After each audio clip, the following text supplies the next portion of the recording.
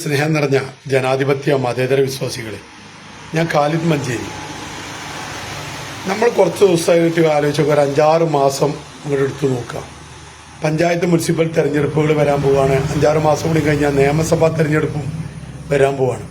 ഈ 6 മാസത്തിനുള്ളിൽ 2 തെരഞ്ഞെടുപ്പ് വരാൻ പോകുന്ന സമയത്ത് ഇപ്പോ മുസ്ലിം ലീഗിന്റെ നേതാക്കളെ കേരളത്തിൽ ഒന്ന് പരിശോധിച്ച് നോക്കാം. നമ്മൾ ഏതൊക്കെ നിരക്ക് 10 രൂപ ഏതെങ്കിലും മനുഷ്യന്റെ പോക്കറ്റ് അടിച്ചുണ്ടാക്കാൻ പറ്റുമെങ്കിൽ അതുണ്ടാക്കുക.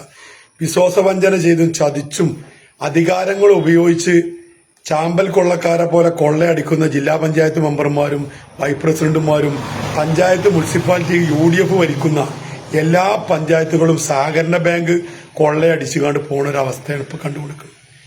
123 കഞ്ചാവ് മുസ്ലിം ലീഗിന്റെ കാസർഗോഡ് നേതാവിന്റെ കയ്യിൽ നിന്ന് പിടിക്കണം.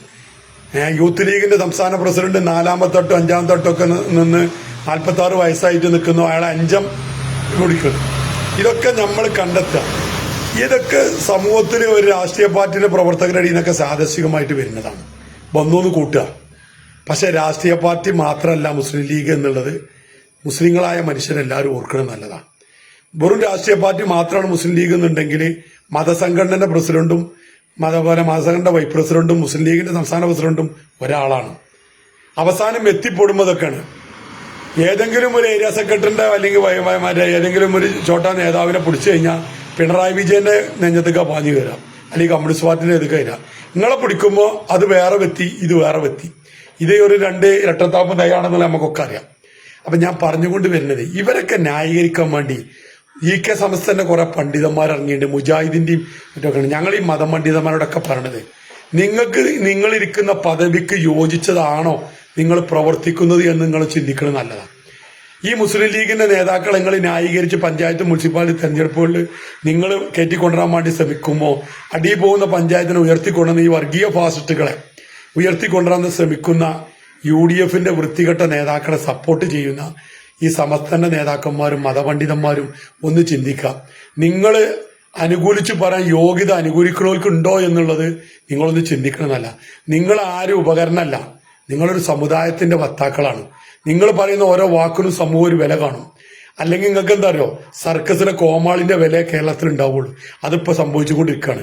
പല മതമേലധ്യക്ഷന്മാരും മതപണ്ഡിതന്മാരും UDFന്റെ ആൾക്കാരെ ചട്ടകമായി മാറുക. അവരെ കാത്തിരിപ്പിനും അവരെ നക്കാപ്പിച്ചക്കും വേണ്ടി വാലാട്ടുന്ന കുറെ മതപണ്ഡിതന്മാർ നാട്ടിലിറങ്ങിയിട്ടുണ്ട്. നിങ്ങളെ നില വളഞ്ഞ് കളയരുത് നിങ്ങളോട് പറയാം. അപ്പൊ അതുകൊണ്ട് പറയാനുള്ളത് നമുക്കൊക്കെ അറിയാം, ആലോചിച്ചാൽ ചിറി വന്നു പോകുന്നതാണ്. ഇപ്പോഴത്തെ ഓരോ ദിവസം ചെല്ലോടത്തോളം 37 സഹകരണ ബാങ്കിൽ നിന്നാണ് പൈസ അടിച്ചു മാറ്റി മുസ്ലിം ലീഗിന്റെ നേതാക്കൾ. നമ്മൾ ആകെ 48 ബാങ്ക് അവർ ഭരിക്കണത്. അതിൽ ആ ഭരിക്കണ ബാങ്കിൽ ബഹുഭൂരിപക്ഷം പുറത്തേക്ക് വന്നതാണ്. അപ്പൊ ഇതൊക്കെ നമ്മൾ മനസ്സിലാക്കുമ്പോൾ ഇതൊക്കെ പറയാനും പ്രവർത്തിക്കാനും മറ്റുള്ളവന്റെ പച്ചർച്ച തിന്നുമ്പോൾ നിങ്ങളൊന്ന് ആലോചിച്ച് നോക്കുക. നിങ്ങൾ ഇതിന് യോഗ്യനാണോ എന്നൊന്ന് പരിശോധിക്കാം. അതുപോലെ അവരെ വെള്ളപൂസാൻ നടക്കുന്ന മതപണ്ഡിതന്മാരോടും മലമേധധ്യക്ഷന്മാരോടും നമുക്ക് പറയാനുള്ളത്, നിങ്ങളെ നല്ല ആ നെല്ലിയും വെല്ലിയും ജനങ്ങൾ അംഗീകരിക്കുന്ന സമുദായത്തിന്റെ പേരിലാണ്, അല്ലാതെ മുസ്ലിം ലീഗിന്റെ പേരിലല്ല എന്ന് നിങ്ങൾ ആലോചിക്കുന്നത് നല്ലതാണ്. 1 വട്ടം 2 വട്ടം 3 വട്ടം ആലോചിച്ചിട്ട് വേണം ചില മതപണ്ഡിതന്മാരൊക്കെ. ഇല്ലെങ്കിൽ ഈ കൊപ്പത്തൊട്ടിയിൽ ഒരു അംഗം തന്നെ നിങ്ങളെ സമൂഹം വിലയിരുത്തുള്ളൂ എന്ന് മാത്രം പറഞ്ഞുകൊണ്ട് നിർത്തുന്നു. ജയ് ഹിന്ദ്.